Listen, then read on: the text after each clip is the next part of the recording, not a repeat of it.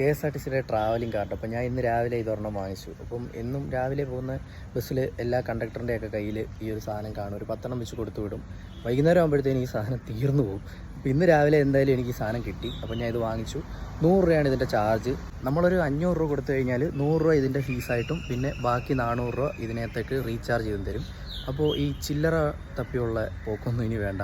നമുക്ക് ഈ ഒരു കാർഡ് കാണിച്ചാൽ മതി. അപ്പോൾ ഈ കാർഡ് സ്കാൻ ചെയ്ത് അതിൽ നിന്ന് നമ്മുടെ ടിക്കറ്റ് ചാർജ് എടുത്തോളും. പക്ഷേ ഇതിൻ്റെ ഒരു ഡ്രോബാക്ക് എന്ന് പറയുന്നത് എനിക്ക് അനുഭവമൊന്നുമില്ല. പക്ഷേ എന്നാലും ഞാൻ അന്വേഷിച്ചത് വെച്ചിട്ട് അറിഞ്ഞതെന്ന് വെച്ച് കഴിഞ്ഞാൽ ഈ നെറ്റ്വർക്കിൻ്റെ ഇഷ്യൂസ്, നമ്മൾ ഗൂഗിൾ പേയിലൊക്കെ ഉള്ളതുപോലെ നെറ്റ്വർക്കിൻ്റെ ഇഷ്യൂസും കാര്യങ്ങളും വരുമ്പോൾ ഈ കാർഡ് വർക്ക് ചെയ്യാതിരിക്കാനുള്ള ചാൻസ് ഉണ്ടെന്ന് ഞാൻ ഇങ്ങനെ അറിഞ്ഞു. എനിക്കിതുവരെ അനുഭവമൊന്നും ഇല്ല.